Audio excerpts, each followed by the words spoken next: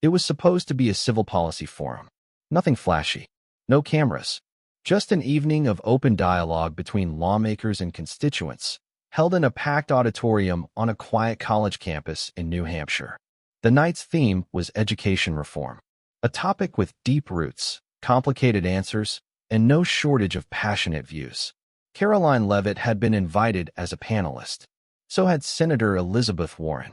For the first half hour, the event unfolded like dozens of others before it. The moderator asked questions. Panelists gave careful responses. The audience listened respectfully, applauding occasionally, but mostly just taking it in. Then came the moment that changed the entire tone of the evening. The moderator turned to Karoline and asked about her views on student loan forgiveness. Karoline answered the way she always did, directly, calmly, and rooted in principle. "I believe in hard work," Karoline said. "I believe in personal responsibility. And I believe that education, like every other opportunity, comes with a cost. That doesn't mean we ignore inequality, but we don't solve it by erasing accountability." There was a mix of applause and murmurs from the crowd. It was a divisive issue, and no one expected agreement on every word. What no one expected was what happened next. Elizabeth Warren leaned toward her microphone, adjusted her glasses, and gave a tight smile. "Well, I suppose that's one way to look at it," Warren said. "Though I guess when you graduate from St. Anselm College and not Harvard Law, the complexities of systemic debt might look a little different." There was a brief, stunned silence. Then laughter. Not the kind that follows a clever line. The kind that signals something else, a release of discomfort, a shift in power. Karoline sat perfectly still. The moderator cleared their throat. "Senator Warren." But Karoline raised her hand gently. "It's okay," she said softly. Then she turned to face the audience directly. "I'd like to respond." The room quieted. Karoline kept her voice even. Not defensive, not angry, just grounded. "I did graduate from St. Anselm College," she said. "And I'm proud of that. I paid for it by working multiple jobs, applying for every scholarship I could find, and making choices that weren't always easy. I didn't come from a family that could write a check for tuition. I didn't have connections. What I had was discipline, faith, and an understanding that I'd have to work twice as hard to be taken half as seriously." There was no applause yet, just listening. "So yes," Karoline continued, "when I talk about education policy, I speak not from theory, but from experience. From late nights waitressing. From studying in borrowed textbooks. From wondering if my bank account would survive another semester. That doesn't make my view right, but it does make it real." Now the silence was different. Heavier. The kind of silence that falls when people hear something they weren't expecting. Karoline didn't look at Senator Warren. She didn't need to. "I respect education," she said. "I respect every student who fights for a future. And I believe every voice at this table, no matter where they went to school, deserves to be heard with the same respect." The applause began slowly. Then it grew. People stood up. Even some who didn't agree with her policy stood up, because something deeper had just been acknowledged. Dignity. Earned, not demanded. And the quiet strength of someone who had learned, over and over again, how to hold her ground without raising her voice. From her seat, Elizabeth Warren adjusted her notes. She did not speak. The moderator, sensing the shift in the room, moved on to the next question. But the moment hung in the air, unmistakable and unshakable. Backstage, the air was quiet. Not tense, not chaotic, just heavy. Karoline had returned to the holding area without fanfare. She removed the microphone clipped to her lapel and handed it to a production assistant with a nod of thanks. Her expression was neutral, unreadable to most. Though her team could tell, she was still holding the weight of the moment. There was no grand confrontation with Elizabeth Warren behind the curtain. No verbal sparring. Just two very different women walking in very different directions. But outside the building, something was already beginning to shift. Within minutes, phone videos of the exchange were uploaded to social media. The full forum had been streamed online, but it was that single exchange, Warren's jab and Karoline's measured answer, that people clipped, shared, and captioned with their own reactions. Some were angry, some were impressed, but nearly all were talking. Because what viewers saw wasn't a political argument. It was a moment of public condescension followed by quiet, human truth. It wasn't about college rankings. It wasn't about student loans. It was about the moment someone tried to define another person's worth by the name on their diploma and failed. The next morning, the headlines were subtle but pointed. Leavitt responds to Warren jab with grace. Education credentials spark tense exchange at forum. St. Anselm graduates calm, reply goes viral. Karoline didn't issue a press release. She didn't tweet a thread. She simply went about her day, responding to media requests with the same steadiness she had shown on stage.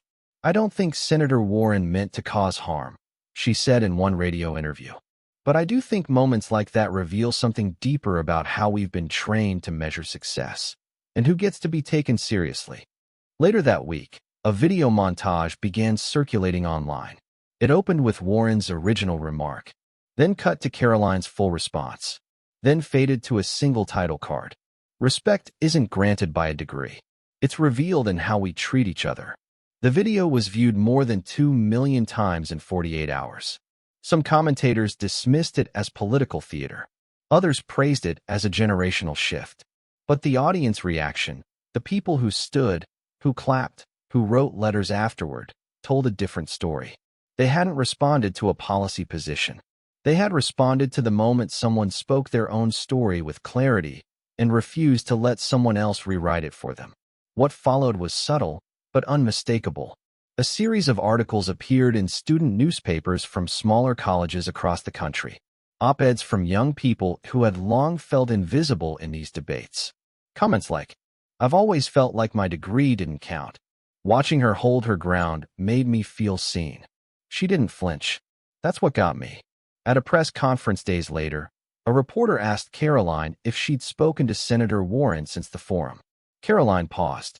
"No," she said, "but I don't think this is about us as individuals. I think it's about the questions we've been avoiding for a long time." "What questions?" the reporter asked. Karoline's answer was quiet. "Who decides what credibility looks like? And who gets to be heard without proving they belong first?" By the end of the week, Karoline's name was no longer just trending in political circles. It had spread far beyond Capitol Hill, beyond party lines, beyond the beltway language of left and right. Something quieter, deeper, and more resonant had taken hold. It began in classrooms. A teacher at a community college in Iowa printed out Karoline's transcript from the forum and handed it to her public speaking class. "I want you to read this," she said. "Then tell me why it worked." Students highlighted words like respect, experience, and earned. One of them, a young man who had returned to school after 10 years in construction, underlined a single sentence and wrote in the margin, "This is the first time I've seen someone talk like me in a place like that." In a small church in rural Ohio, a youth pastor used the clip in a Sunday message about humility. "Notice how she doesn't attack," he said. "She doesn't deflect. She stands still and tells the truth. That's what strength looks like." In private conversations, even some of Warren's supporters admitted the moment hadn't landed the way it was intended. "She was trying to discredit the argument by discrediting the background," said one veteran campaign staffer. "But she underestimated how tired people are of that kind of credentialism." That word came up again and again. Credentialism. The quiet sorting of whose ideas matter more based on where they studied, how they speak, and who approves of their tone. Karoline never used the term herself. She didn't need to. She had already shown what it looked like and what it felt like to resist it without bitterness. In an interview a month later, she was asked if she would go back and change anything. She didn't hesitate. "No," she said, "because I wasn't performing. I wasn't trying to win a moment. I was trying to be honest. And I think people recognize the difference." What surprised Karoline most wasn't the praise. It was the silence from people who had once been quick to question her qualifications. Not because they had changed their views, necessarily, but because something in that exchange had reminded them that dignity can't be debated away. It either holds, or it collapses. And hers had held. When she returned to St. Anselm College months later for a speaking engagement, the auditorium was filled beyond capacity. Students stood along the walls. Faculty pulled out chairs from storage. A few sat on the steps. She didn't mention Elizabeth Warren. She didn't need to. Instead, She spoke about the things no one had seen, the nights she studied in her dorm after a double shift, the rejection letters she kept in a shoebox, the self-doubt she never let win. Then she paused. I used to wonder if I belonged in rooms like that one, she said quietly, until I realized that you don't need someone else to say you belong in order to start speaking like you do.